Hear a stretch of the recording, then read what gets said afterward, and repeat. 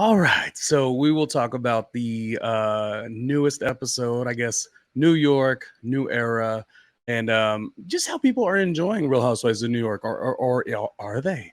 Are we getting enough? I personally am okay with it. There's always going to be a space that I'm like, where's Dorinda? Where's Sonia?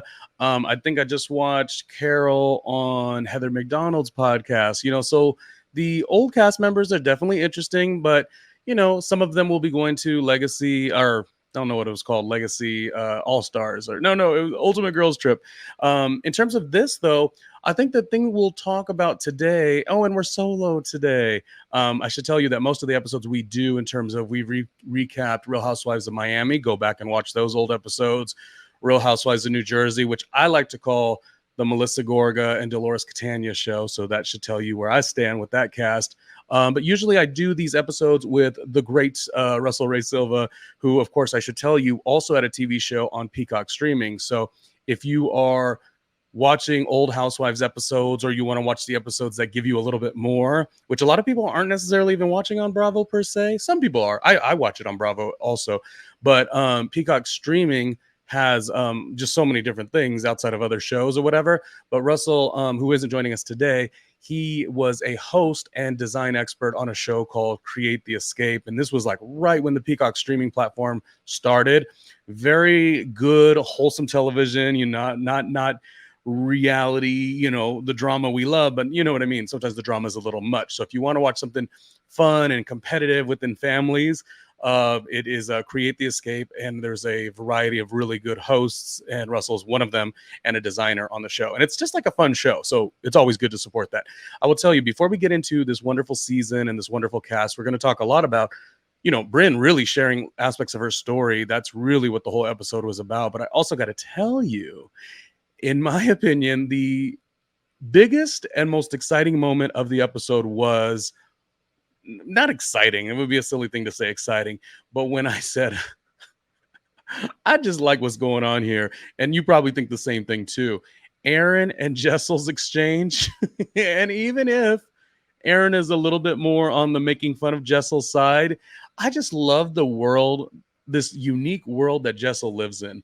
I just, whatever is in her mind, I'm like, what planet is this? I like it. I am fully enthralled in Jessel land. And it's like one of those things where a lot of times you want to define who is your favorite cast member. Brynn is a fun one to enjoy because she's so big, va va voom. I said she's very like, when Maxim had the Maxim cover girls of the years, she's very that in 2023. She's very Anna Nicole Smith. She's very would be dating Derek Jeter of that day. You know what I mean? Like all of that stuff. And that's all fun, but sometimes you need a whole variety of a cast to really balance it out. And I really think this cast is done pretty well. Jenna, of course, probably being the biggest star of the moment, but I have to tell you, and I'm going to tell you every episode, my bias is always going to be with the great Erin Lyons, who is, of course, on her first episode. Well, technically second, but her first solo episode of Watch What Happens Live. I was that good virtual caller that lit up the room. I showed love to Candy and Andy. And yeah, it was really, really fun, which was really also another cool thing is we talked about it on the radio. If you've been following what I've been doing, I've had a really small part in terms of radio in New York City at the great 94.7 The Block with the wonderfully talented, Miss Jonesy in the Morning. And actually, before we do this episode and really get into Brynn's story or Erin and even Jessel with her husband and all these different things, and the word cackling, you should know that this was actually recorded a bit ago. Cackling was something that I had also said briefly. So take a look at this clip. This is us within radio, New York City radio, which of course covers, the tri-state, Connecticut, New Jersey, New York, and talking about this experience on Watch What Happens Live that I got to be a part of. And then we also got to talk about it on radio. So I thought this was really cool and fun. And shout out to Miss Jones, who has a new single called Calling All Ladies, which I like to call the summer anthem. So look that up right now. Calling All Ladies, summer anthem, Miss Jones. But here's us talking about the Watch What Happens Live appearance with Erin, Candy, and Andy. Check it out. He's been here in New York for the summer, getting his summer lights on. Shamil Shlamazo. But when I have to wonder why you're absent from class, which is here, the block in the mornings, and then I turn on not VH1, Bravo, and see you sitting up there with Andy Cohen and the Housewives. Do tell. That's not exactly how the story went. Why you say it like that? How did you get on there? What were you talking about? So, right, it was Bravo TV, Watch What Happens Live is the show where they talk about all the reality shows. Now, and randomly was on there. Yeah, I was the virtual caller. There's randomly Ronnie, but it was real fun. You know why? And I know you and I agree on this. We like Candy Burris from Escape or whatnot. So she was one of the guests, and to be able to talk to them was really, really cool. So it was like, if you like reality TV, it was just a little cackling with Andy Cohen, and I had fun with it. But there are a million people probably trying to get through, and they chose you. You know what I think it is? They wanted Jonesy initially. Shut the hell up. No, because you're a chart topper now, and they said, "Oh, we can't get her because she, the fee is pricey." Now I will take the suck up all day. You know that, but I want to know the really real. Do they pre-screen all of you and decide who is the best, or how do you get chosen? Well, honey, I am the best, so we could just leave it at that. I work with Jonesy. You can't not be at your best. So There's no question about you being the best, but did you have to compete to get chosen? No, they liked my smile. They thought I had a cute butt, something like that. But of course, I always rock out with Jonesy, but I'm very appreciative that you saw it. That's Bravo TV. That's a big, big thing. That's what I'm trying to figure out, how you got on, because there might be people that listen that also want to contribute. I don't know that if it's open to public, like if it, you know what, I think hit their Instagram, hit the Bravo or Watch What Happens Live Instagram, or be vocal like me. You know why it probably worked? Because here on this show, we talk about Kenya Moore all the time, how we love her. We talk about Candy. We talk about Melissa Gorga being an icon on reality TV. So it might have just been something like that. Jonesy, come on, you're from Jersey. You got to rock with it. Melissa Gorga. Icon. Yeah. Hi, Melissa. Hi, Joe. I mean, hey, booze, hey, but until they come up to the block. True. Listen, they probably chose me because, you asked the question, they probably chose me because when I am next to you, which I've had a great summer being next to you, and of course I was August 22nd, first day listening to your show, they probably picked me because I am around you a lot, and you kind of give so much great radio that the authenticity has to be there. So I think, honestly, it was the Jonesy rub-off is why I got to do that little TV experience. Well, Random, she has a whole lot of angles, so. I see it today. You guys are too kind, but you did that. You were there on your own for your own merit and your talent and skills and resourcefulness. So I salute you randomly. Thank you for bringing your randomliness to the show. Oh, thank you, babe. Yeah. Always. Love having you. It's Jonesy in the Morning, 94.7 The Block, New York's #1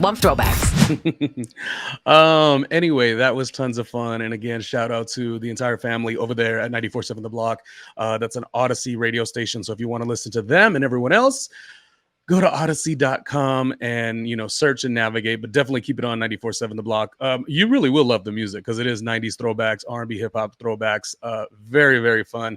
And I've enjoyed being just a slice of the magic that goes on there. And thank you to Miss Jones for always, I was going to say, thank you to Miss Jones for always welcoming me and making me a part of the show. But listen, I think, should Bravo call Miss Jones and get her on one of these shows? Now, I know she loves the Below Deck. That's her show. But I think she might mix and mangle with Real Housewives of New Jersey. I mean, she's from Queens, but she lives in Jersey. We are going to have to think about this. Anyways, back to the lecture at hand in terms of this cast and this group and just where we're all at. So I was telling you that unfortunately Russell's not with us today in terms of recording this episode. The man is living. He's out here in these streets. In fact, he was in New York recently, and we hit up, what bar did we go to? We hit up the new bar. I think it's called the Dickens on the rooftop. And I believe you have a group, a gaggle, and everyone ends up everywhere. But I believe they were at and then they went to this one and that one or whatever. So it was just fun because I got to hang out with them.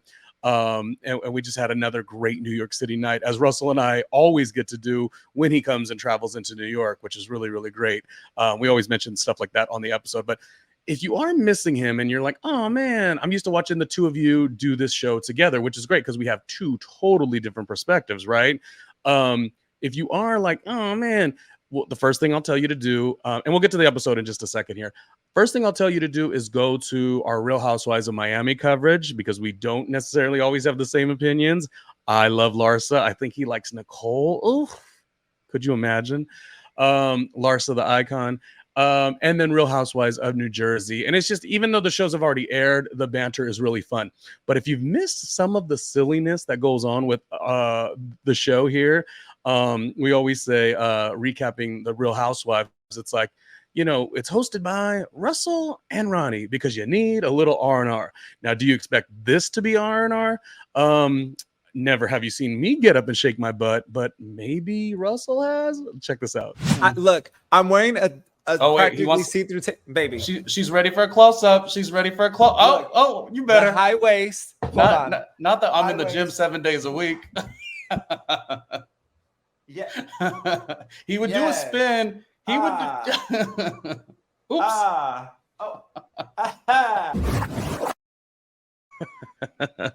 So this is just a little bit of the craziness that goes on with our recaps, and hopefully you would say that we set it apart a little different, because there's so many episodes out there, so much different types of coverage. I know for us, we don't necessarily want to focus on like all of the shocking and dramatics. We just, we keep it fun, and that's because we are essentially both television, radio, experience like that. Oh, one more thing about radio that I do, just to give you a little bit of a why, if you ever watch these episodes and you're like, why does randomly Ronnie look so tired? Well, because when I do get up early and work radio, this is just some of the fun that I get to be around. And again, this is Miss Jones. We've been talking about reality TV quite a bit on the show, outside of everything else too. But this is just some of the fun that I get to be around, which again, if you ever clock me and say, you look a little tired, it's because I'm working hard. But the fun is the fun. And this is a little bit of the fun. Bam! Some exclusions apply. See store or Kohl's.com for details. Or nothing moves. Nothing, but I feel it in my thigh and my good knee. I don't care. I tried to get closer and I couldn't. If you have a problem with it. How does it feel being on a tour with your friends, first of all? Ew, it stink like secret. Smell it. No. Smell it. Smell it.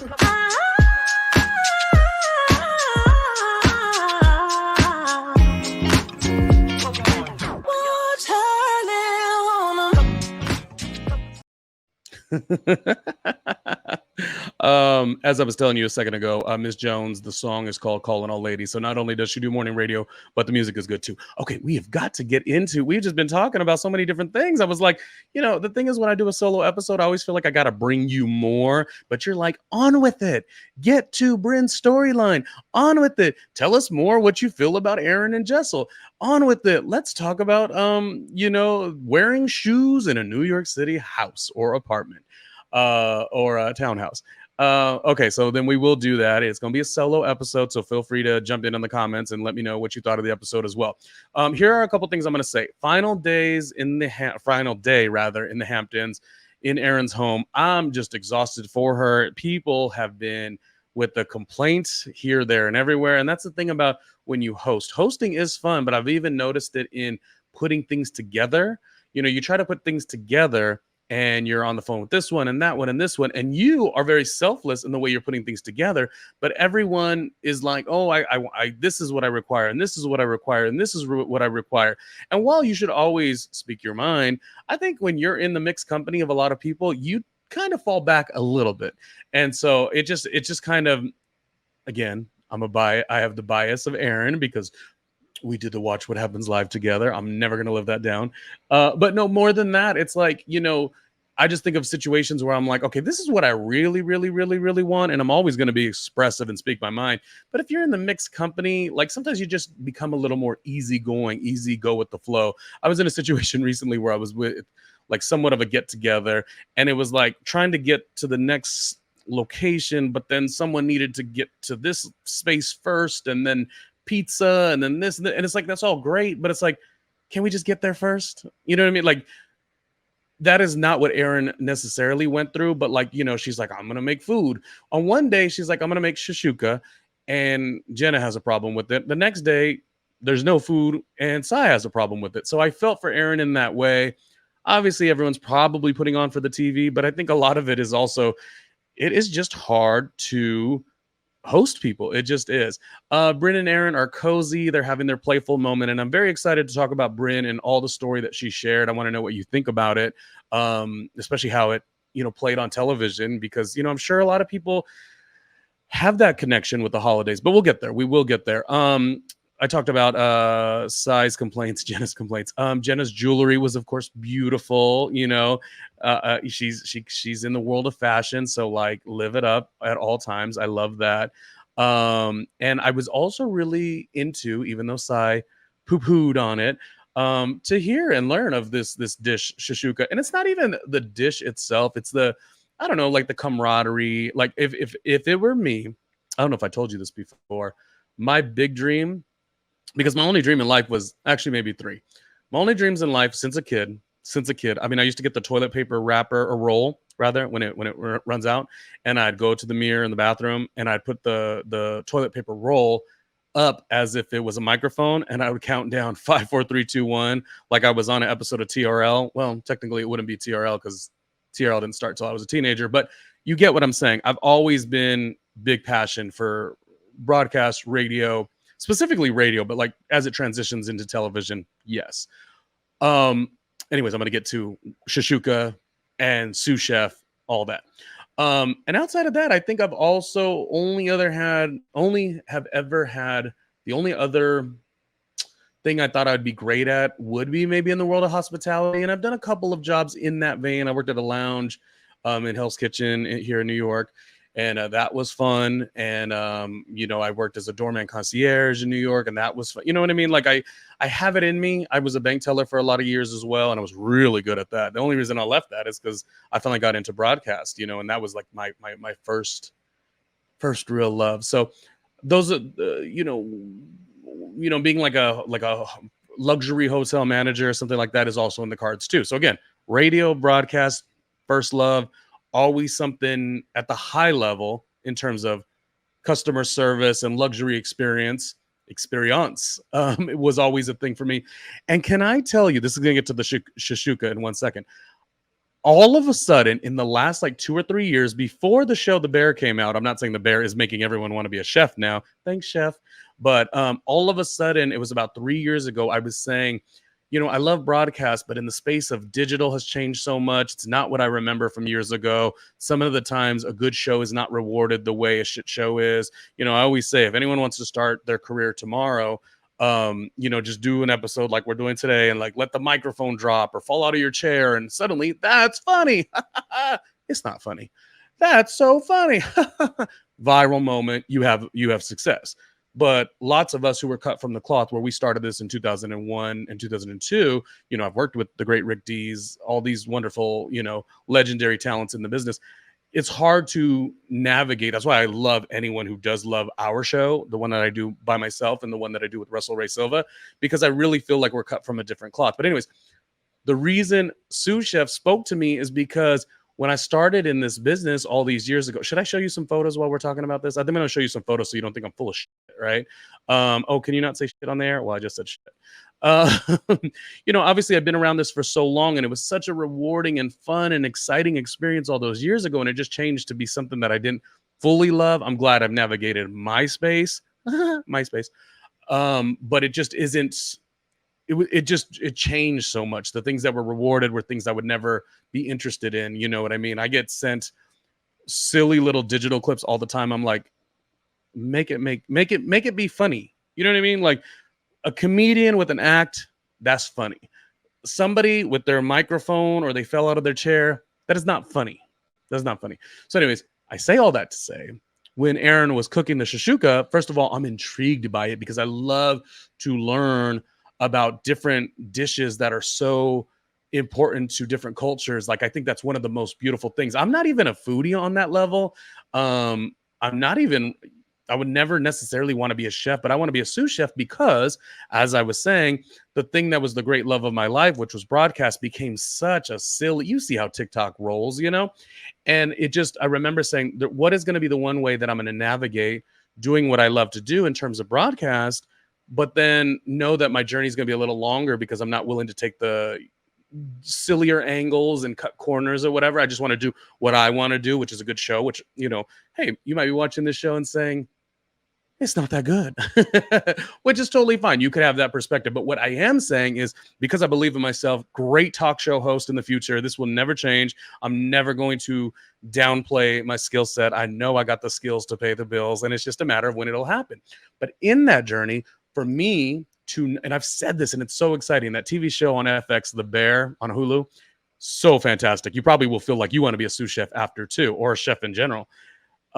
It was about 4 years ago. I was just in a little bit of a rut, and I was like, all of a sudden, one day, I don't know where I was, and it's again that customer service that's in me, where I was like, I must have been around family, maybe we were making, gosh, you know, like some of the aunts, they'll make tamales for the holidays or whatnot. So maybe it was like me being around and, you know, what needed to be prepared. And I just was like, it was like a calling to me. I don't think it was the tamales. I really don't. I think that was, I don't really know what it was, but it was one of these days where I just got to cut onions and cut tomatoes and, you know, just be, you know, like food preparation. I thought it was just such a thing that gave me a peace of mind, a relaxation, a calmness.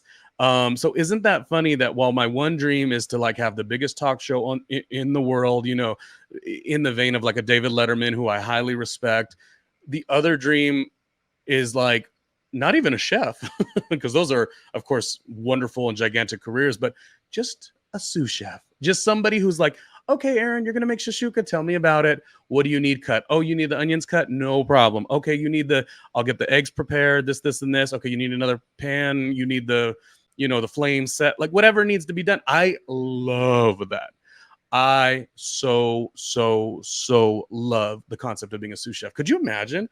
I mean, like, could you imagine I became a successful sous chef, or chef in that matter, by way of the journey that is the ups and downs, because we know it's the ups and downs of a radio and talk show emerging career?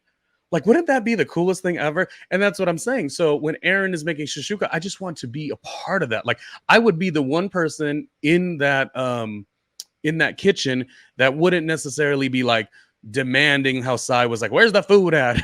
I would be like, oh, hey girl, what do you need help with? Blah, blah, blah, blah, blah. Like, there is such a calling for me with that. Anyways, you don't come here to find out what I think about shashuka and food preparation and if I should be a sous chef, but today you learned a little.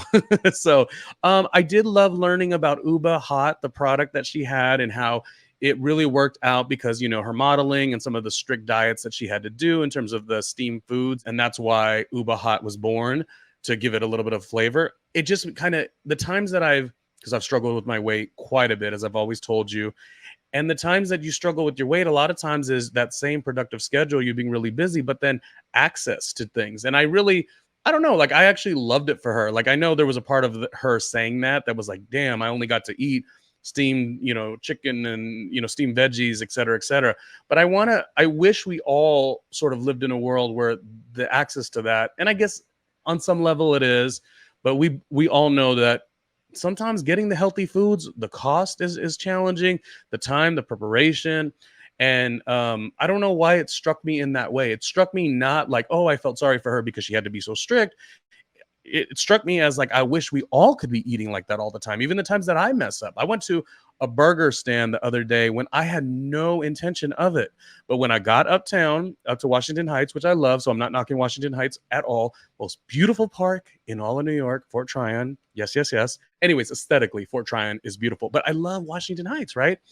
But there was a particular area or neighborhood that I was going to, and I couldn't get healthy foods that I wanted to get. And I just really was like, wow, I love that Uba has this career that afforded her the discipline to need and want to treat herself so wonderfully, because the body oh my God, see, without Russell, I'm like I'm so nice. I'm so kind with Russell. He's the nice one. Well, we could both be like, if necessary, because don't try him either. But usually I'm a little more grumpy, but for some reason I'm a little bit more like, like trying to think of all the things and opening my heart and passion because I'm doing a solo episode. So I gotta dive into different parts of my personality. And what I'm saying is I love that Uba's career afforded her the discipline that was the most important thing, because the body truly is the temple. And that is why it does make me mad when you can't necessarily access these foods wherever you are. It should be one of the bigger priorities, here in New York City. And I'm from California. I always say that New York. I've been in New York, in and around New York collectively about 7 years. And while I'm not California, my hometown, not Northern, because I don't mind Northern, but Southern it's a little funny. It's okay, but I always say the one thing on a stereotypical level that I do love about Southern California in certain areas, they do have such a across the board pride in healthy foods. It's actually made fun of a lot. And I'm like, whether I am heavy set, which I have been, whether I'm slim, which I have been, I still love the concept of treating food as not only fuel for you, but as an experience. And so I don't know, between the Shashuka, between the Uba explaining her experiences, I was really like, oh, this is cool. I got to keep moving on, because you're like, I want to hear about the Bryn family stuff, and I want to hear about Erin and Jessel, and I'm over here just talking about this last day in the Hamptons. Maybe it's because I am jealous because I was not invited. Erin, you will have to invite me on the next one. Anyway, we learned, just as I was saying a second ago, we learned just a sliver about Bryn, what she feels about the holidays, which kind of sets up the episode. The trip ends. So moving on, we have Erin's, we're back in the city. Erin talks about her business, her upbringing, and she works with Frederick Uckland of $1 Million Listing and the New York and the LA version, which, by the way, I thought, can somebody clarify this with me? I thought at some point there was going to be an Austin, Texas, an Austin version, but did that get canceled because he left the show? Did he leave the show? Did he get let go of the show? I need more clarity on Frederick, who I thought was fantastic. And I also want to know what you all think of real $1 Million Listing LA versus $1 Million Listing New York. The heavy hitter on New York was, of course, Ryan Serhant and Frederick. And New York is just a really cool place in terms of the setting. But I got to say, Tracy Tudor and Josh Flagg on the LA seasons, also amazing. And Josh Altman as well. Like, the show is actually really good. And it kind of makes me a little sad that a lot of people are putting more of an excitement in the Selling Sunset show, which I can't get into that. There's no interest. I'm like, I want to know more about the homes, and the cast is not that great. And I watched maybe one or two of the Selling Tampa, hoping it was going to go somewhere. It sadly did not. But here's what I'll tell you. Selling the OC, oh, that's a cast right there. And maybe it's a little bit more like the Hills, in the vein of the Orange County. But Selling the OC, I like. But really my favorite in terms of these kind of shows is $1 Million Listing New York, then LA, and then the Selling the OC. But I like that we got a peek behind Erin's life, and I always say this. It's so easy to judge people who have sort of a lot, and she did talk about a lot of things she had within, her father and the career he is in, and her mom was instrumental in, this and that with Lincoln Center. Like, I just don't, as a blanket, I don't make that, that blanket thought process of, because you have a lot of things, you're necessarily a bad person. I don't, which on the contrary, I don't necessarily think you're amazing because you do have an opulent life. A lot of people, when they talk about Real Housewives of Beverly Hills, which I think is one of the worst cast of all the franchises, and let me not be mean, the only reason I don't think it's great is because they put so much, the fan base even, on the wealth. And it's like, the wealth is great if you are amazing. Does that make sense? It's saying, I'm not going to say Erin is whatever, mean or pretentious, etc. I think she's a cool chick. She just happens to be very put together in her upbringing and had a lot of access. But that doesn't mean she's a bad person. But when you all watch Real Housewives of Beverly Hills, Kyle could not be the most boring person to ever do. Well, there's a couple others, but she's up there. Scene 1, episode 1, frame 1, Kyle was lackluster. And so for her to get all these seasons, it's incredible. That's number one. Magic and miracles do happen. But beyond that, she I think the pass that is given is people love the opulence, and you always hear people talk about Real Housewives of Beverly Hills, where they're like, "Oh, it's the crown jewel," and everyone's entitled to their opinion. But the thought process there is, "Oh, because I love seeing wealth. It's aspirational." It is, but I'm not giving you a pass. You still got to be interesting. You know what I mean? Me personally. So do you get the duality in that? Just because Erin comes from a lot, I don't think I'm necessarily saying anything bad about her. Same thing with Josh Flagg, although he is a little bit of a shit stirrer, right? Josh Flagg is generally fantastic television. I don't like the scene that he had with his, well, at the time, fiance Bobby, or husband, when he wanted to get the home in Palm Springs, but it was a home that he wanted to get for his late parents. And Josh Flagg jumped right in. And even though this might be true, he jumped right in and said, "Oh, well, this won't have resale value. And without it having a third bedroom, this, and this." And there was all these things. And Bobby was like, "I get all that, but this is something I just want and need for me." And of course, they, broke up shortly after that. But that was the one time that I was like, Josh Flagg was being sort of blatantly mean, even in the vein of like, yes, the business, what he was saying was correct, but there are times you've got to open your heart a little bit more, and you can't be that rough and rugged, I guess, in terms of how you communicate. It's not always about the sale, unless it is. It's not always about business, unless it is. So anyways, the moral of the story, it's like, I've never been intimidated, me personally. I've never grown up with a great deal of money or whatever, very blue collar, the family did okay. But I don't look at, I'm not intimidated by any means on somebody who lives an opulent lifestyle. I think I'd get along with Erin, as we did on the Watch What Happens live episode. Should I play the clip for you? Let me play the clip for you again so you can see. Actually, you know what? You could go to the channel and you could see it. But I don't have that qualm. I don't have that like, oh, I can't connect just because you have all these things. At least I think I don't. Anyways, that is just too much. I just loved seeing the upbringing, the tenacity. Sure, she has a lot. She comes from a lot, but she's also, about her business too, which is what Tracy Tudor, I think her father is, I don't know what, his president of something in the transportation or the within the freeways or whatever, something big. But Tracy Tudor has taken all that very luxurious lifestyle, opportunities, I'm sure. And you will never be able to fix your mouth and say she's not amazing on the $1 million listing LA. Anyways, this is a tangent. This is why it's always good that I do the episode with Russell Ray Silva, because he could always bring me back. He's like, dude, no, he doesn't say this, but we got to get back to the show. Anyway, oh, look at how funny. In my notes, the very next thing was talking about Tracy Tudor, Josh Flagg, and connecting everything I just said. So I'm glad I at least expressed it naturally, because that was in my notes. Let's move on to Uba's business. She's saying that she connects in a space with investors where she really prefers the organic connection with like family and like community. And I thought that was great to be expressed in that way. She's trying to really carve out a name for herself even bigger and better.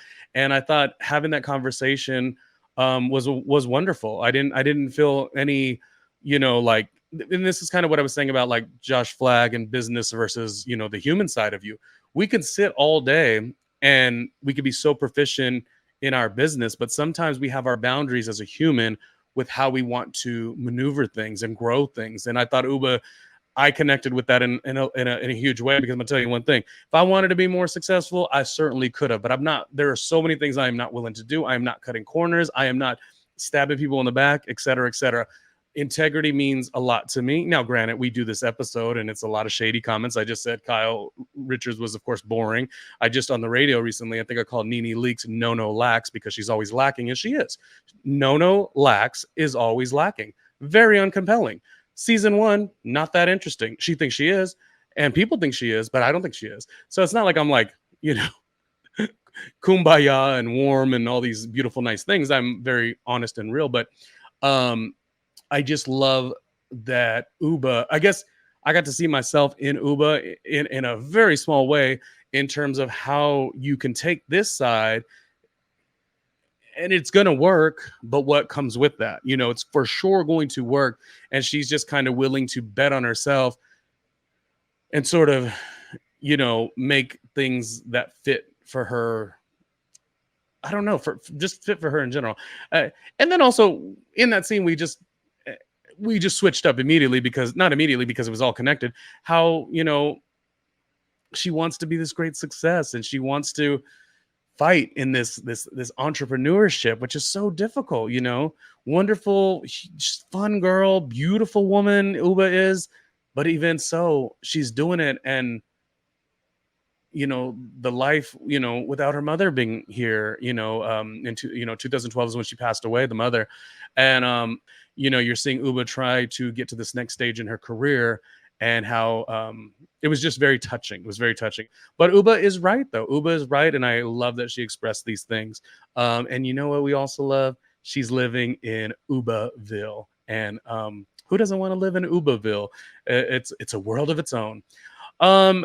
Real quickly, Jenna and Erin get together. Erin's home necessarily, in her mind, isn't up to par.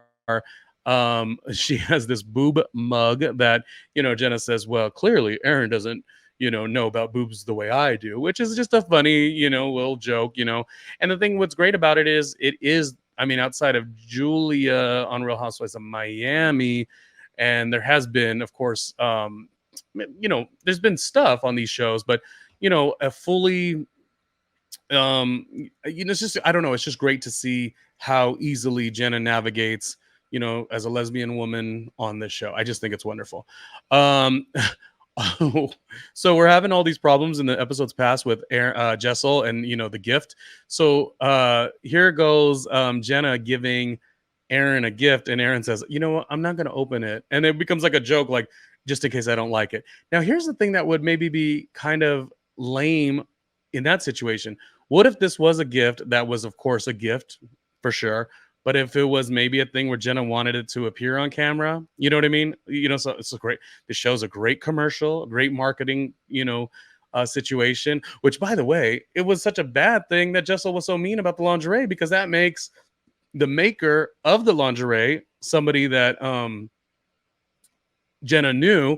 It makes them look bad on national TV. So that was a little much. But I thought Erin's stoicness, her just like, I'm gonna open this later, and it's like, okay, perfect, there's no issue. Moving on, we have Jessel and the husband. They're discussing just the options with the kids in terms of school and, public school or private school. And I mean, I feel like they have this giant place that they live in Soho or Soho. And it's like, I just totally feel that, doesn't seem like money's an issue, but anyways, they're still trying to just see what works best. You know what I mean? Like, what is the best fit for their kids? And they've got a whole lot going on with those kids. Jessel shares her experiences in the Hamptons. And it's funny because her husband is like, well, listen, you do sometimes come off a little bit where your intention is good, but your delivery isn't. And my favorite part, and we just said Uba lives in Ubaville. My favorite part there was that Jessel lives in Jesselville, because he was not necessarily saying anything, but the first thing, she didn't even let a beat go, and she goes, "Are you calling me a bitch?" And she wasn't even mad, but she's just, I'm gonna tell you something about Jessel, and this is gonna make me look bad. And I usually have a decent amount of confidence, but there is a part of me that goes right to defensiveness, even if I don't get angry, like Jessel. She wasn't angry at all. But, it takes one to know one. I, too, have been the type that would just jump right in and be like, wait, so were you saying da da da da da? And the person's like, oh my God, dude, I was trying to give you constructive criticism. I was trying to help you. And, when you are in, Ubaville, Jesselville, Randomlyville, you sometimes just aren't as good of a listener as maybe you think you are. Or you are a good listener, but you're a good listener, but you need to take a beat and really ingest the information. And Jessel doesn't do that. And again, I'm just trying to tell you I'm not perfect. I know you think that I am. Thank you. You should go to my Patreon, patreon.com/randomly Ronnie Jr. and show me how amazing I am. But there are times where I related to Jessel. This is not good. This is not good. Where is my co-host? This is not good because now that Russell's not here, I can't he can't stir me back where I'm like not, I'm admitting like I'm not, gosh, am I the Jessel of this whole situation? But anyways, side note, and then we'll get back to Jesselville and insecurities and quote unquote, are you calling me a bitch? What I will tell you is a side note, because perfect time to do it. Yeah, definitely make sure that you are checking out both of our channels. Obviously we do, as I said earlier in the episode, but just as a quick reminder, if you're jumping in later and you haven't done so already, yes, subscribe, comment. Lots of episodes on Russell Ray's channel. Again, he's a TV host. He did Peacock Streaming's Create the Escape, which was a show that you should go watch on Peacock Streaming today. And then, within me, that I've done tons of radio over the years. The most recent experience was with Miss Jones, or is with Miss Jones. Don't blink, because it's just a part-time role, but I do enjoy my time and I learned so much from her. She had her music career in the 90s and was the first, in terms of radio syndication in New York, she was the first Black woman to ever get a syndicated morning show. So it's a very big deal all these years later that I get to share space, learn, and hopefully give quality entertainment, And as I said earlier, if you ever say, oh, randomly Ronnie, you look disheveled. Well, let me tell you something. I'm out here working. I'm working. So I go from one thing to the next, to the next, to the next, but I'm trying to add it all up and become a great success. So, those of you who enjoy what I do, we all win together, I think. I don't know. Okay, back to Jessel. Are you calling me a bitch? Getting into her Queen Latifah. Who you calling him? No, UNITY is the reference. Great song, by the way. Oh, Queen Latifah. Don't we love Queen Latifah? Yes, we do. So earlier in this episode here, you had heard through the audio clip from radio that I said the word cackling, a word that I use all the time. Well, apparently so does Jenna, because Jenna said, oh, they're in the corner cackling, because this was in reference to when they were in the Hamptons and they were sort of laughing at Jessel. But see, Jenna goes back and takes this to Erin, is like, oh, she called you all, Jessel called you all cackling hags. But, the hags thing was a little much, but cackling, later in the episode, Brynn goes, when she was trying to explain it to Uba, who Uba's like, what is the word? Cackling? And she's thinking it's maybe something a little more provocative. And she's learning that it's just, laughter or whatever. Brynn says it's a little bit in the derogatory space, cackling. I don't know. Do you feel like cackling is, I always feel like that was a really fun, big laughter. Yeah, no, if you're making fun of somebody, that's different. But I don't think in general, the term cackling hags, yes. But cackling in general it's just big energy, right? I use the word all the time, so I hope I'm using it properly. Moving on. We shall cackle later. But listen, actually, when you say it like that, it does sound how Uba perceived it. We shall cackle later. Ooh, that sounds like you're about to have the good sex. Speaking of no sex, though, it seems like Jessel's husband is less intrigued on how to fix it than Jessel. Now, the question is, Jessel says in the confessional that she feels like, oh, I think she says that her husband doesn't care what people thinks, but Jessel kind of does. So my question is Jessel feeling like this void and she wants to connect with her husband, or is it all more of an embarrassment? Because that could be two different things. But nonetheless, I appreciate her making the intention to try to say, let's have a staycation, let's hit one of these luxury hotels and, let's figure it out. But he's not really that interested. So I don't know what that really means. And, he's kind of making it sound like it's because they have the kids and this is just what comes with that, which, by the way, is that how it goes? Is that how, like, you gotta, the romance is really gone once you have those, the kids, like that's very difficult. But he said it so nonchalantly. I think he wasn't as nonchalant. I think he was embarrassed of the topic, right? Don't you think? I think he was embarrassed of the topic. I think. Or did he not care? And again, does Jessel care because she's trying to you know, what did she say when she first met him? She didn't necessarily see him in that way. Then she ended up liking him. Then she molded him into the perfect husband that she wanted him to be. And then she, you know, whatever, they move forward. So with Jessel, you just never know the thought process. And I'm just like, again, I am living in Ubaville, and I'm living in Jesselville, and I'm living in Randomlyville as well. One of the funniest things, or the things I enjoyed about this exchange here, because you have the Erin and Jenna scene, and then you have the Jessel and the husband scene. It's like a lot of jumping to conclusions in the right kind of way. Necessarily, I don't know if you connect to it, but I like the quickness. I like the you're listening, but you're always not on the defense, because you're not defensive in that. None of them I think were. But I live for those types of exchanges. Like, are you calling him a bitch? Like, I love that. I think that's like fun, lighthearted, but like still compelling TV.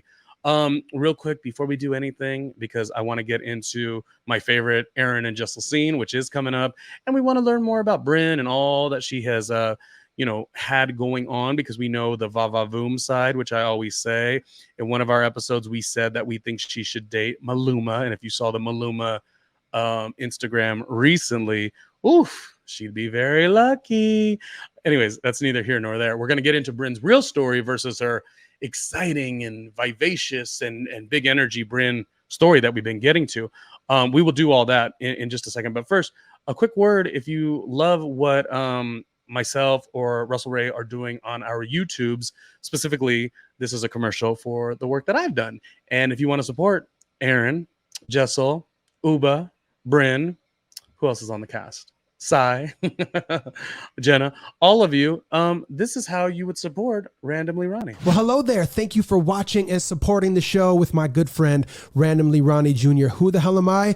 Great question. My name is Mark Rodriguez with Mastermind Media, and I wanted to take just a moment of your time to let you know about all the other incredible things this guy, Randomly Ronnie Jr. has going on. But first, before we get into that, please comment, like, and subscribe. That is how he grows here on these channels. But one channel you probably don't know about is patreon.com/randomly Ronnie Jr., where he's got a bunch more exclusive content. So please check that out. But speaking of YouTube, let's go back to YouTube for a second. He's got this hashtag randomly with Ronnie Jr. and it shows all of his stuff in his days in radio from back in the day, all the way up to present day, and his new interviews, podcasts, just videos across the board. So please check that out, because when you think about content creators, there's millions of content creators, but there's only one, Randomly Ronnie Jr. Let's get back into the show. Well, thank you, Mark. Mark was a creative consultant on my podcast platform. And as I told you, I started working in radio, very, very long time ago, and I've had still radio experiences to this day, as I always tell you, and television experiences, both in front and several production behind the camera experiences as well. But, when you, give me 1 second here, there we go. When you have worked in this, the broadcast landscape for so many years, you would be surprised, because you would think that it would almost give you a little bit of a heads up. But in this day and age, there's a lot of newcomers that actually shine. And certainly it's not like a work ethic thing, because, as I told you, I got close to 900 episodes within the channel. But it's still a level of starting from scratch, which of course was frustrating to me at the very beginning, because in days past, like I said, I've worked with and still with top tier talent in terms of collaborating on these big radio shows. Been on the TLC network, Fuse TV, American Latino TV, et cetera, have had an agent, aka talent, back in the day. So it's like competing in the space, you still got to start from scratch. So anyone who loves anything about what we're doing, just listen to what Mark said and give it a little bit of support. So thank you. And Mark's a dear friend I've known for close to 10 years, and he's got his consulting Mastermind Media. So check them out. They're very good. So Brynn now is sharing. Actually, before we do Brynn and the serious stuff, because this was her episode to really share, and I still can't wait to get to the Jessel and Erin moment. That made me laugh so much. I watched it like 3 times. Before we do that, let's be reminded of what we feel as viewers of Brynn in general, and all the warmth and excitement and the fun and the flirtiness that she gives allows you to be fun with the way you react to her. And then with that big energy, we're going to transition into some of the stuff she shared that was a little more difficult, and how we all relate on some level. We never are in anyone else's shoes for sure. But let's take a look at here's the question and the answer of what Russell and I had to say just when we were thinking about her big flirty energy. Check this out. My question to you, Russell, and you don't have to answer now, maybe in the comments. Brynn is flirty, right? Yes. So who do you think, and on Watch What Happens Live, when she did her initial episode with everybody, they were like, who of the Bravo celebrities would you want to be potentially like see? She said Shep, which I was a little like, ooh, but nonetheless, that's her truth. Who do you think Brynn, it doesn't have to be a Bravo celebrity, just somebody that we know, who do you think Brynn would be really good to date? Oh my gosh, Maluma. Wow, that came up so quickly. And reason Yeah. being because of just the vibrancy that they both have? Yes. Okay. The confidence that he exudes and the comfortability of who he is as an individual and the way that he projects his sexuality, including not being ashamed to have a feminine side. Yeah, he's out there. And- He's like, let's go. Well, you know, Brynn is the same way. the man's got a piece. I mean, he's the tripod of it all. It's just like, if you're rolling like that, where you can't even walk down the street without, starting to like, you're on the right side of the street, but because that big old piece is just, pushing you to the left side of the street, you're just gonna be like, I'm gonna do what I want to do. I like that. I really like Brynn and Maluma. Wow, that could be a thing. Okay. Why? The mouth-watering Maluma Instagram. Go look it up. Oof. Okay. So this is the general energy that Brynn, she's a fun watch because of that. You just get excited for her, she flirts with everybody. Even in this episode, she ends up flirting with the chef a little bit. She flirted with the trainer in the Hamptons. So like Brynn is like, she's a good time. But then beyond it, and this is for us all, we all have all these other stories. And as we're already going to learn, and we sort of learned a little bit in the Hamptons, how she doesn't enjoy the holidays. And for these reasons, of course, we're going to learn more. Which is why Sai decided to set up a Brynn'sgiving, which was such a beautiful scene with Sai and her husband. And I love the way they connect. I love the way, he's a great listener to her, but a great motivator. I even love the way Sai had said, I think on episode 1, that, he did retire in order to, have her career ascend. And it's something that, like, I don't know, just beautiful that they collaboratively have that together, the husband and wife. And she's in the limelight and he's the caretaker now for the kids. And it's all beautiful. Anyways, back to Brynn though. So these are all the things that are going to happen in the episode. But Brynn goes to a salon. She meets with a friend of hers and she's sharing all these experiences of what her upbringing was.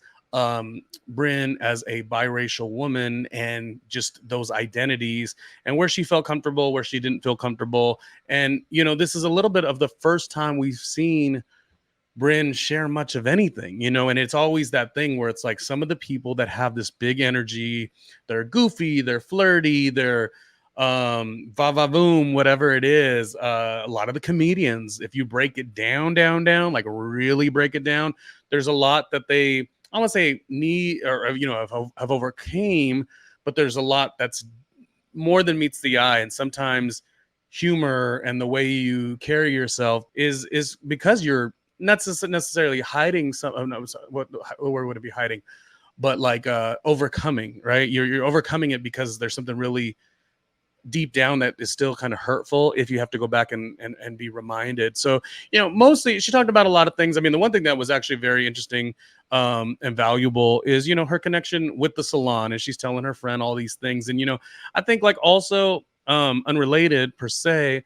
within men, we get our haircuts and the barbershop is that sacred place for conversations, and it's always that thing because a lot of the barbershops, it's a very, sometimes, very charged up testosterone heteronormative space. But, as a gay man, you walk into these spaces and a lot of times the conversations are still very comfortable, so there's a little bit of a connection to what she was saying and how she felt connected by being able to go into the salon, because earlier in her life she didn't have that. She was raised mostly, what we're hearing, by her grandmother, and there were certain things her grandmother, as loving as her grandmother would have been, would not be able to give to her. So she just kind of really got emotional, and I thought it was really great to see a little bit more of a layered story in terms of her. And this is just the beginning of what we're going to see of her in this episode. Not to mention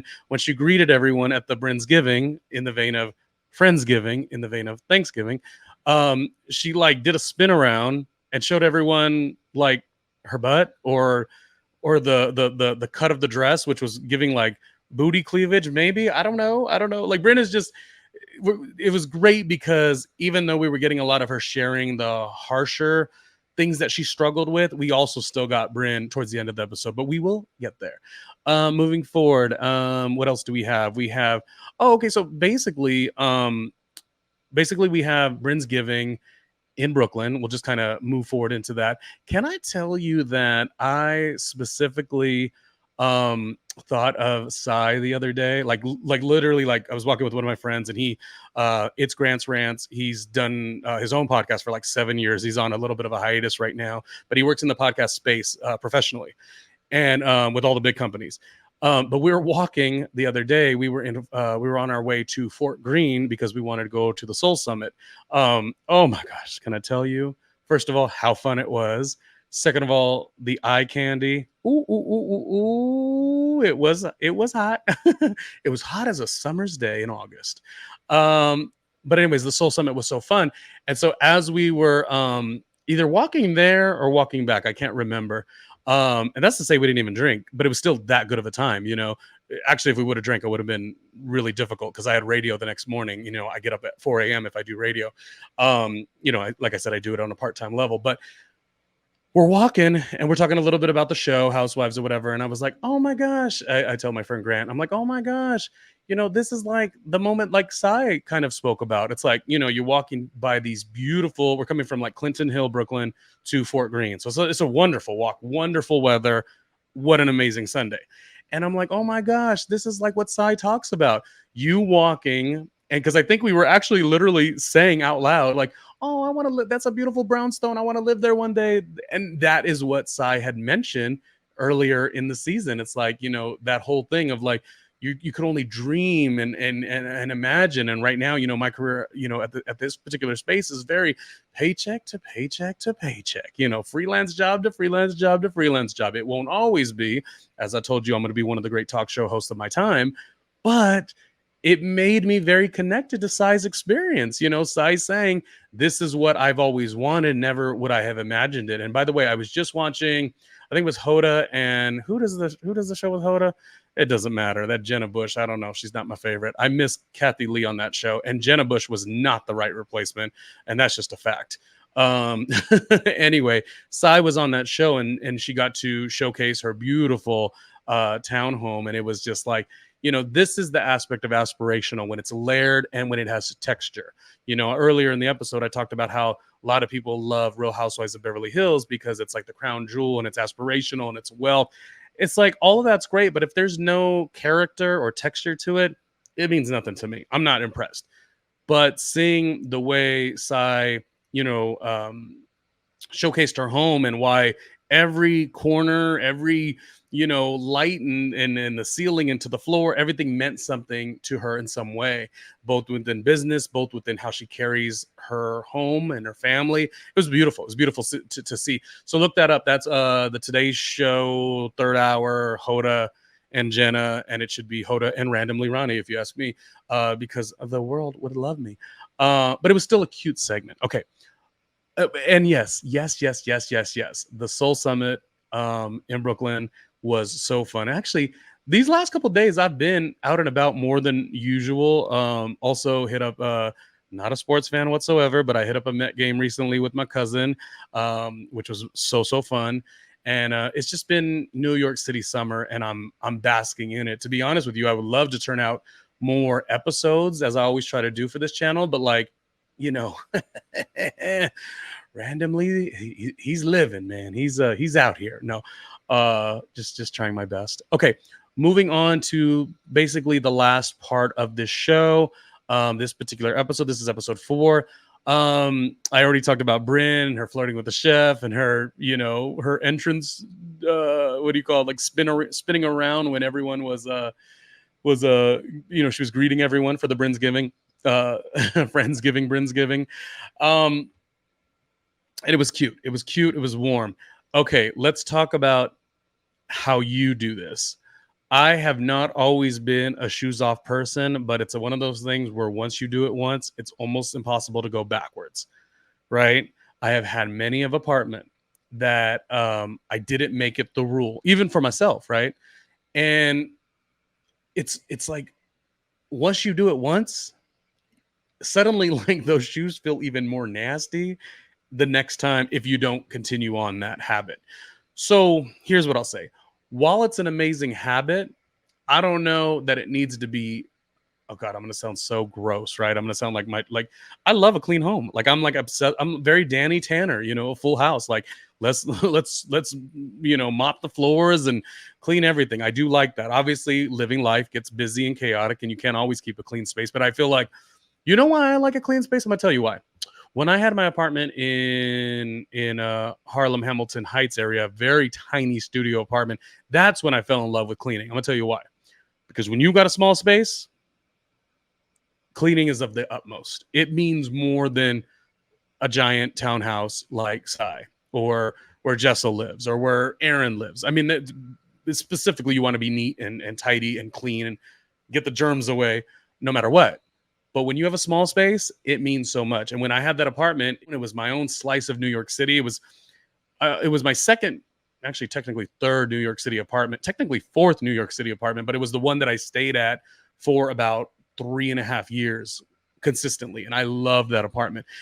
One of the most transformative apartments, but that's because you kept it super, super clean. And yes, I remember going to friends' houses and they were like, oh, shoes got to come off. And I'm like, but what if my feet were sweaty? What if I was like, running around New York and my feet are sweaty? I necessarily don't want to take my shoes off, but it's even nastier to take all that sludge, all those germs and run them around the house.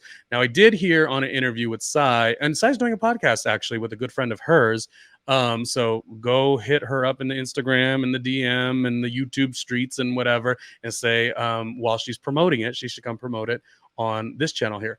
Anyways, Sai said that like one of the main reasons was also because she's got a beautiful rug, like a white rug, and she, it's just that the germs is one thing, but also that rug could get dirty. Generally speaking, though, if that wasn't the issue, I don't know that I would be that distraught. Now, living day to day, sure. Hey, kids, you got to have the shoes off. Hey, husband, you got to have the shoes off. Your family comes to see you. One of your good girlfriends comes to see you, whatever. But when you're having like a get together, I think you have a little bit of leniency because essentially there is no way everyone comes into the space, has the dinner, you do a little cleaning, and you're not going to be cleaning the floor anyway. You know what I mean? So on one hand, it makes so much sense. Please take your shoes off. But, as I keep telling you, and I'm just going to do it every time, I, of course, have my bias to Erin because, we starred together on the Watch What Happens Live with Candy Burris and Andy Cohen. I'm joking. But I actually do kind of agree with Erin. Like, you can't be that regimented about the shoes coming off. This place is going to get dirty because we're all, having a fun time together. We're cackling, if you will. But yeah, breaking it down, germs, and you bringing all that nastiness into New York. It's the same reason that it's gross when I had a roommate once. Let's just call him all the way out. I had a roommate once, and I don't know if when you're on the train, you put your stuff down.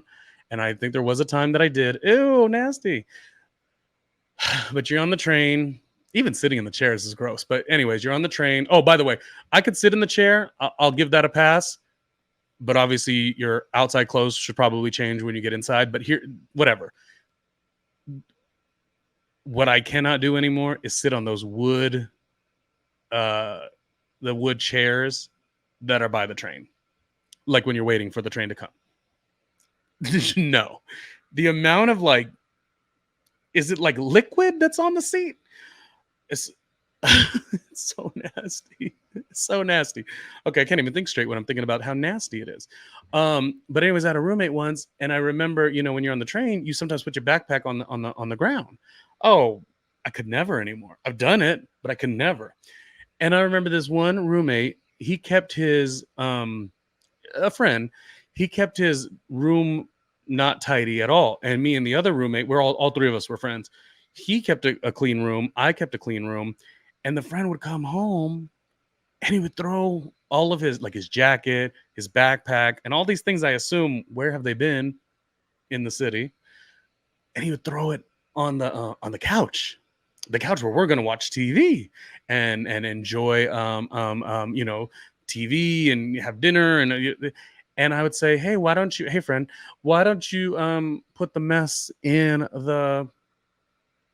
your room? And he says, well, my room is dirty, it needs to be clean.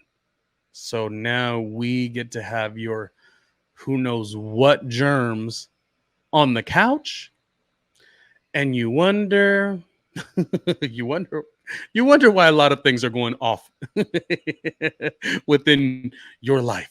That is no good. That is no good. But anyways, anyone could do what they want to do. I didn't think it was that big of a deal. Great for TV, because it is true. Those germs on the all of New York coming into the house, disgusting. In this case, though, because the women are more affluent, none of them are going downstairs. None of them are getting on the A train. None of them are getting on the G train. You know what I mean? Like, they're all in a town car. Like, I think it would have been. We have to be honest. I think in this case, don't put where your life is at. In this case, it's generally okay, right? And then Erin had the nerve to say, "This is why I love Erin." She had the nerve to say, "Well, I can't ruin my outfit, and the shoes are 80% of the outfit sometimes." So Erin, way to stand in your truth on that, because it's the unpopular opinion for sure. But anyways, I like that she I just thought it was a great scene. And Sai goes, "It was in the text message," which is kind of great, because I think it could necessarily add a little bit of a not resentment, like Sai would be resentful, but just something that if you're keeping score later on, Sai could be like, Erin's been pissing me off. And I love Erin, but I also like Sai. So this is the show I want to watch. Let's let these little things build up, right? Okay, moving on. Let's move on. And I shudder to think of the New York City germs. I shudder, because they're so gross, so disgusting. But this is what we love about this city. It's very high-low. Okay, so the funniest scene probably of the season. I don't know why. Let's take a look at what made me cackle to the highest degree. And I watched this over and over and over. And again, I told you I like Erin because of the Watch What Happens Live episode, and because she's stoic, and because she's that real New Yorker. And yes, she came from a lot, but she's still amazing, right? But I like Jessel because I don't know what planet she lives on. And just like Ubaville, I want to live in Jesselville. And this made me laugh. Let's watch it and then we'll talk. I'm so sorry. I don't want to be Debbie Downer here. My grandmother was 94, but it happened really fast. She went into hospice and she died within 24 hours. So it's still hard. I didn't know, so Yeah. that's really unfortunate. I hope that today went well, though. Yeah, it was fun. Sai. Oh my God, thank you. As good as it can go. Yeah, I had so much fun. Thanks for asking. It was a great success and a dandy old time. What? Oh my gosh, I watched that over and over. That was so funny. Erin is such a smart ass, but I mean, and in the right way. Just so like, I'm sorry, I didn't know. And it was so sweet. It was so sweet. But sorry, I didn't know. Like, you're supposed to know how it was weird and it was awkward and it was, but I think it was I hope it went well. Like, it was like a job application or something like that, like a job interview or just something just so weird. Can we watch it again? No, we can't watch it again. It was so funny, and she was so such a smart aleck. And the previews that we've seen coming up into the next episodes, we're going to continue to see Jessel and the world that she lives in, the just uniqueness. I think she says, oh yeah, Tribeca, that's like a really upcoming neighborhood. It's like, upcoming neighborhood? Stop. What are we talking about here? And it's also really good too, because if you break it down outside of it being Jesselville and Erin, you know, the real New Yorker, it's, you know, thinking about it, like Jessel is newer, you know, she loves New York, right? You know, but she necessarily doesn't have tons of experience, you know. I mean, again, I collectively have lived in New York for about 7 years, you know, still working on my 10, you know, to get here for 10 years is like a real New Yorker. So I'll never fix my mouth to not say that I'm a authentic New Yorker just yet, but 7 years is a good quality chunk of time, you know, and I necessarily don't get excited about Los Angeles, but you know, it's also beautiful and a wonderful place to live, and all of my family's there. That's where I'm from, so I can't knock it. But I think when you are somebody new to New York, and I don't know how new Jessel is, but it just opens up some goofiness that you can say, and the way you express yourself. So it's just Erin reminded me of just people. I don't know, like she just reminded me, it's that quickness. It's that, you know what, I'm gonna tell you when I noticed that the East Coasters or the New Yorkers were just different. So when I was working in radio 2001, as I say, as I will always flaunt and flex, because you know, y'all don't want to give me my flowers, but it is what it is. Oh my gosh, look at that. Elijah Dushku, Rihanna, Paris, Britney, Monet Exchange, Kim Kardashian's original face. Well, maybe not even original, but you know, just, you know, all the stuff. I realized the quickness and the sharpness. That was the worst snap ever. No, okay, whatever. When I was working in the radio industry in 2001, I was a brand new young intern and eventually worked in the production and promotions team, and then got to help produce the community affairs show. But one thing I always knew is the people that I was around, so many of them were from the West Coast, which is wonderful and great talent, but a lot, or not a lot, but there was a couple from the East Coast. And I always remember the East Coasters were so in the conversation. And so they would say things very like that, like what? Where in California, there's a lot of warmth, you know what I mean? There's a lot of like, you know, trying to be easy breezy, casual, blue skies, you know, everything's chill. But the New Yorker's a little different. The New Yorker's like, well, what did you say? Why are you laughing? You know, it's very that. Like I said earlier in the episode, oh, so you're calling me a bitch? Oh, so you're calling him a child? Oh, so you're like, and it really has always been more my personality, which is why I've taken to this wonderful city and clearly have lived everywhere. Weehawken, New Jersey, Harlem, Hamilton Heights, Bushwick, the Bushwick that's on the corner of Bed-Stuy, not corner, but on the border of Bed-Stuy, Washington Heights, the other part of Harlem. Like it's New York is so amazing because there's a little difference that you could get in every aspect of it. So I sadly, Jessel, laughed so much. I hope that doesn't seem like I'm laughing at Jessel, but I was definitely laughing at Erin's smart assness. She was such a smart ass. It was terrible, but it was great. It was terrible, but it was great. Yeah, I hope it went well. Like, yes, it was a service for my grandmother. We were very close. And yeah, it went about as good as it could go. Oh, so funny. Erin is just out of control. I cannot love her in this show for sure. So Brynn shares they go to the table and start really just embracing. This is essentially the end of the episode. I'm trying to think if I have any other notes to give you prior to us getting into the ending here. The only thing that I would tell you is if you get a chance, search around the channel, because there are a ton of pieces of content. Like I said, close to 900 collectively on #randomly with Ronnie Jr.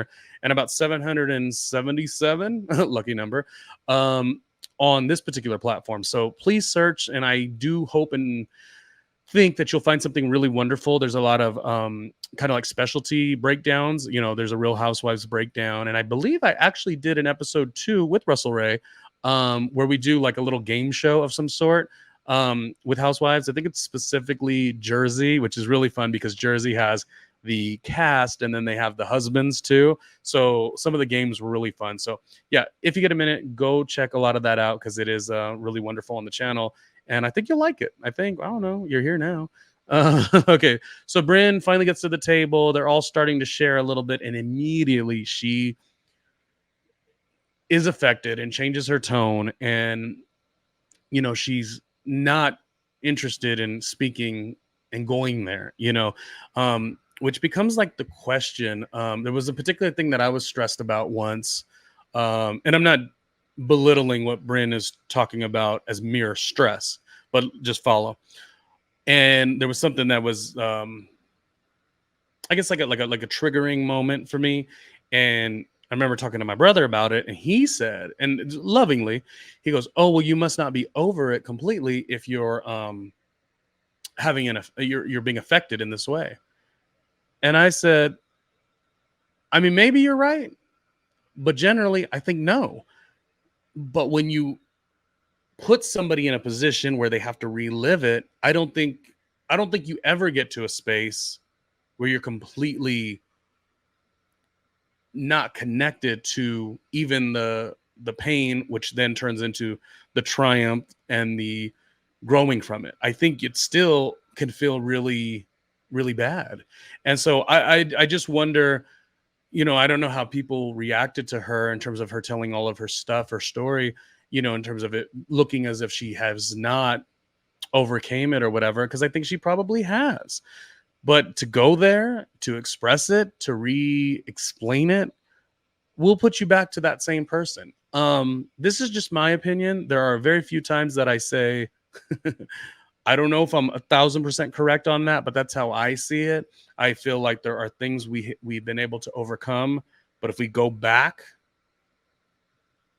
it's sort of worthy that you will break down. Anyways, it was for somebody that we were like, oh man, we haven't seen the real Brynn. Well, this was the episode, so I applaud just how it was done, and I applaud how the rest of the table reacted slowly, encouraging. Some will think this is not the reality TV that they signed up for. They not the cast, but the viewers. They want the rah. I don't. Let it build up. It's gonna feel okay. Let it build up. I liked that. So anyways, she has a very big challenge in talking about the upbringing. There was some neglect. And one thing that I thought, well, two things I thought. It looked as if, and it might have, just because I've been around television, it looked like there possibly was a reshoot in terms of maybe the first shoot. It was hard to tell because, of course, she was distraught. So it might have just been a different time of the day. Maybe they went to break, went to lunch, and then found a way to get to, these harder topics. But it also did look like, I tried to actually rewind it and really look detailed. A lot of shows do this. They'll do a reshoot with the same visual to get a different part that they didn't get the first time.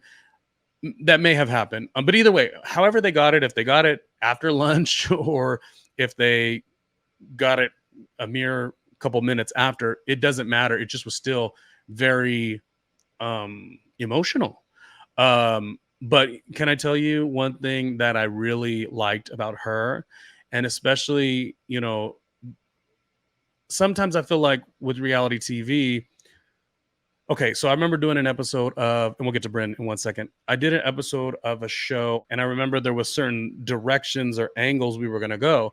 Now, in terms of work and career, like I remember actually there was a second episode that could have been done. And I never necessarily got that because maybe I was deemed not easy to work with, but the directions we were going to go were not suitable for me. Now, there was nothing bad in comparison to what Brynn is having to deal with.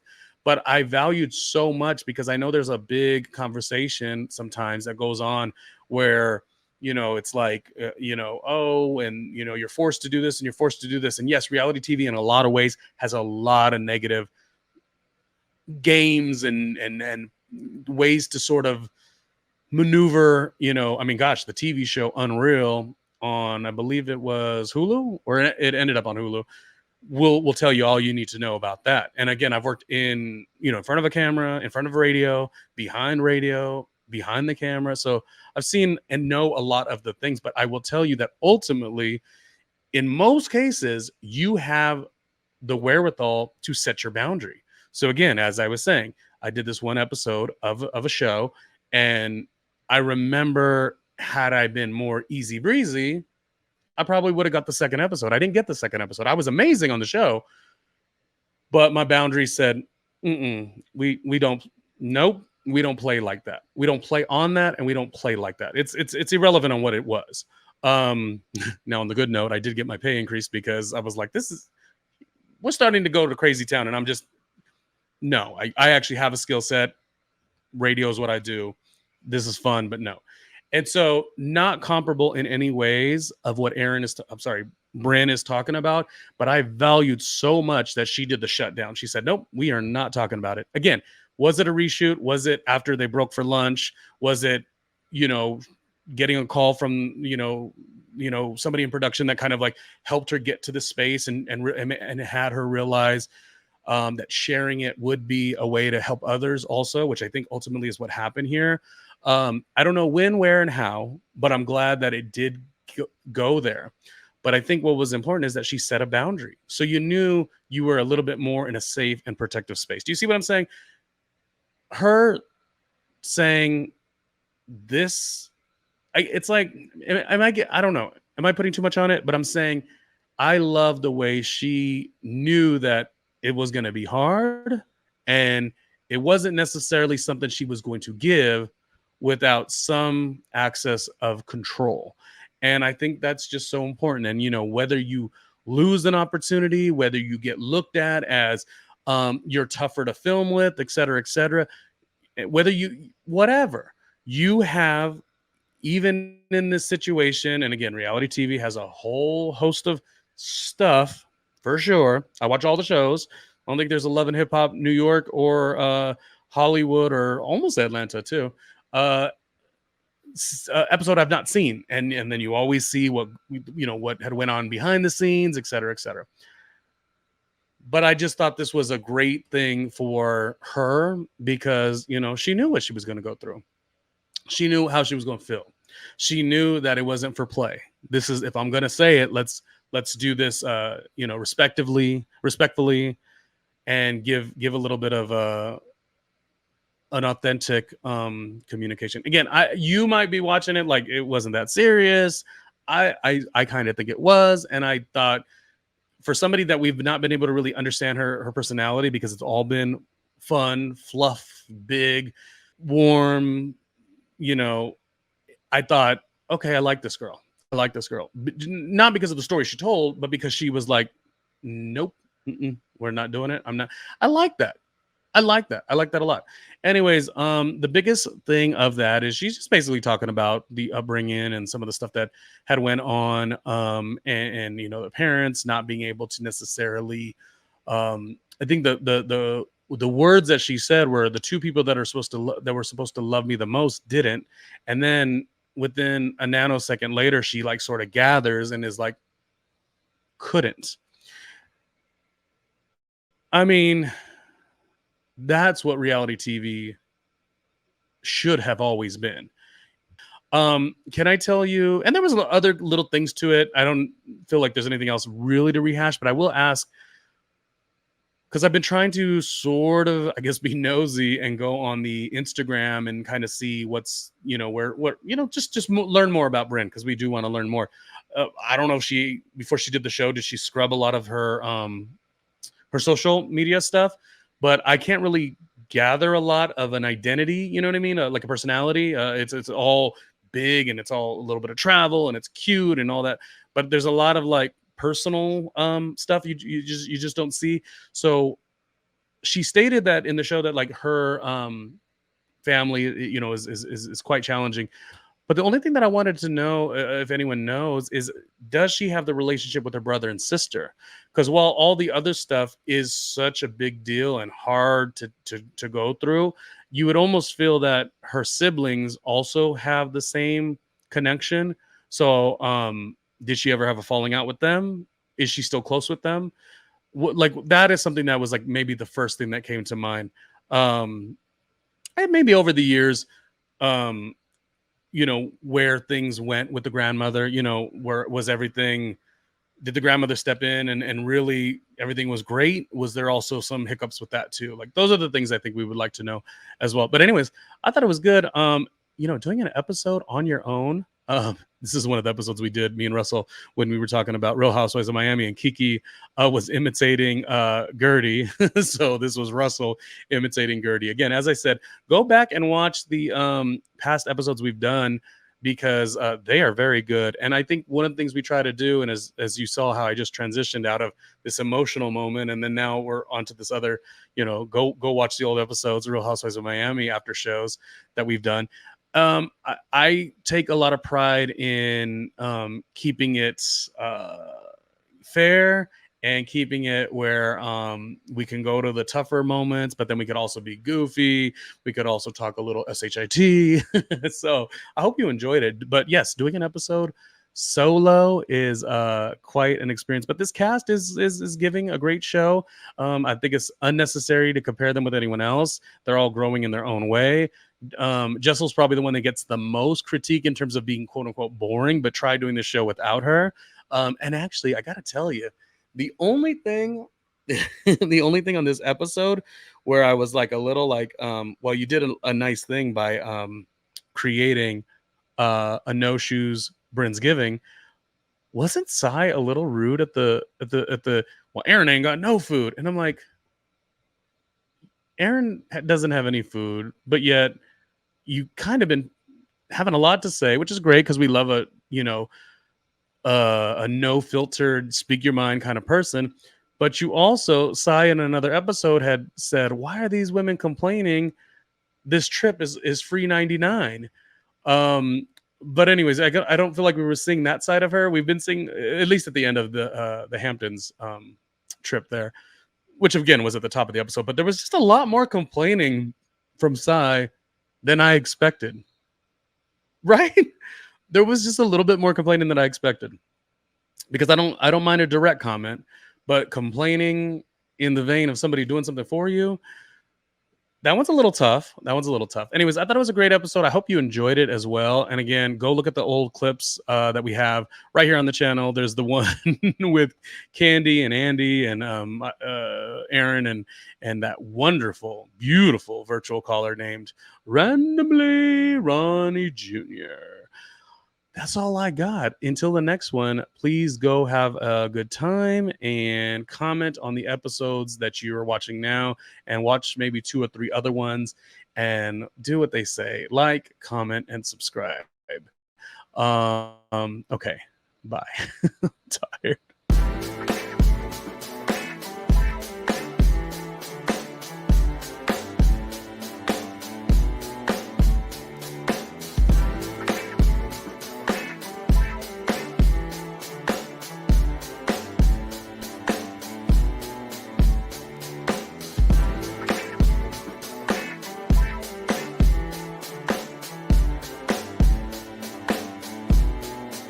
Hey, Ronnie Jr.